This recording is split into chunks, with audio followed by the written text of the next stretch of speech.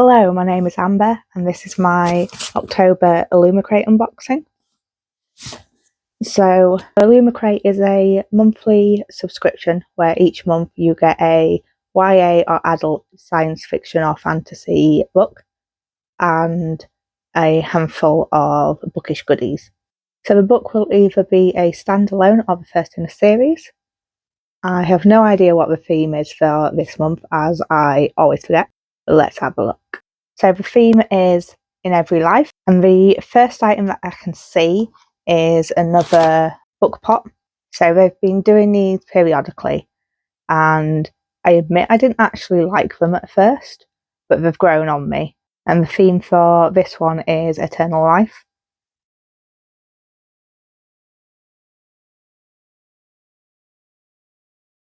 Rebirth, metempsychosis, eternality.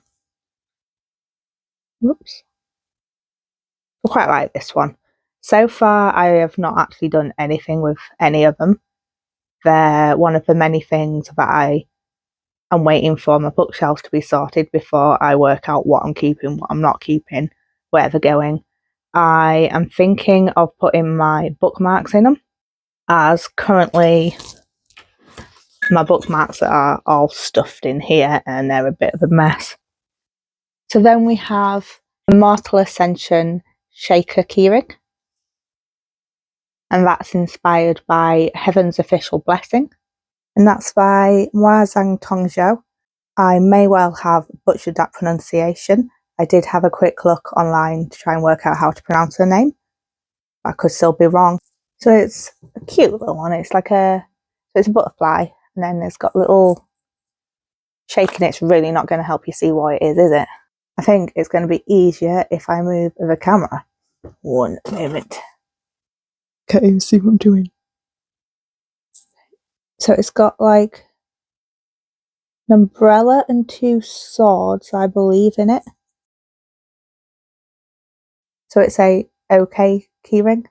Over my life, I have ended up getting loads and loads of key rings that I don't use because I've only got a few keys and millions of key rings practically. And if I'm honest, I don't care about this. The next item, however, looks a lot better. So it's Worlds Collide Cross Stitch Kit, and that's inspired by Godly Heathens by H.E. Edgman. So I think the camera angle is going to be constantly changing in this video as I keep looking up how to pronounce names. But back to the cross stitch. So I found a couple of pronunciations. One of them was how I was pronouncing it, Edgman. And then I found another pronunciation that I can't actually get my mouth around because they were pronouncing it Edgman, but the D and G was a lot more connected and smooth in how it went together, and I can't say that. But anyway, let's have a look at what's actually in it. So again, we have had another cross stitch before. I've not done it yet, but I do want to. I have a lot of little crafty projects to do, and I need to actually finish them before I move on to anything else, but they're taking me ages to do. So that's what's in it, and that is the design. So I didn't actually realise at first that it's got the Ouroboros on it, so the snake eating its own tail. So I'm wondering if it's symbolising time or something, as, well, it's got like the sun timer in the middle. So yeah, it is symbolising time. And then I think sort of got clock handles there, although this looks like a skull. I don't know if that's supposed to also be a skull. I'm finding, at first glance, it didn't look like much, but as I'm looking at it a bit closer, I can see a lot more detail in it. I'm not the biggest fan of the design, but I think with things like cross stitch, part of the appeal is the time spent doing it. So I guess the journey, not the destination. At least for me anyway. I've not actually done any cross stitch, but when I'm doing things like diamond painting, it's not necessarily about the end product, it's the time spent doing it. So I guess it doesn't matter that much what I think about the design, although having a nice design at the end would be nice. And then we have the Cruelest Fate packing cubes. So we have had packing cubes before. It seems like every item we've got in here is something we've had previously. When I went away last month, I actually used the packing cubes that we had previously, and they were really helpful. They saved a lot of space in my bag. Interestingly, they're pretty much the same colour. I think the other ones are also black and white and red and white. This is a more orangey red though. So the design on here, it has a book saying 1000 years of you with swords and is it called a spiel of thread? Where that looks more ribbony, whatever. And it's the same on here but a different colour. And I am actually going to get the ones we've had previously just to compare them. So there is more difference than I originally thought. So this is the black one that we got previously, which I think was inspired by Bride by Ali Hazelwood, where it's got peanut butter, bats, paw prints. And then the red one is more different in that it is white on red, whereas this is red on white. But I don't think it was that long ago that we got this, so having another set feels a little disappointing, if I'm honest. Especially when the colours are very similar. But that being said, it is an item that I've had use of. I just don't know if I need another set. And these were inspired by Our Infinite Fates by Laura Stephen. I can pronounce that name. Watch me mess it up. So then we have the book.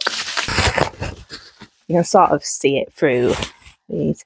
I miss the little tote bags that they did. Not tote bag, but the little bags that the books were in. I don't think it's quite a interesting reveal when it's bubble wrap. But this book is The Isle in the Silver Sea. Had to read it with a light bouncing off it. That's by Tasha Suri. This is not an author I've read from. I don't actually recognise the name. Looking at it, I am guessing it may have a female romance in it. How did I forget the word for romance? The front cover does intrigue me, and we've got a nice picture on the back as well. Sprayed edges, and then we have artwork at the front on the end papers, different artwork on the back end papers. Then we've got this picture on the back, which I quite like. And I quite like the picture on the front as well. So I did say either in my last unboxing or the one before how I don't really like printed hardbacks like this when they've got a picture on them. And then I liked last month's and I like this month's. So that could have just been a blatant lie. So I don't tend to look and see what the Illumicrate book is about. I like going into them completely blind, having no idea what the book's about. So if you want to know what it's about, this isn't the video for you, but you can have a look online. Judging by the cover, it looks like a book that is full of yearning, and I think that is what I am in the mood for at the moment. It's a shame I've got so many other books to read, because otherwise I'd definitely be consuming this one. So hopefully I'll get to it soon, but I can say that about so many other books. But this one is one that is definitely intriguing me. I think overall this box has been quite disappointing.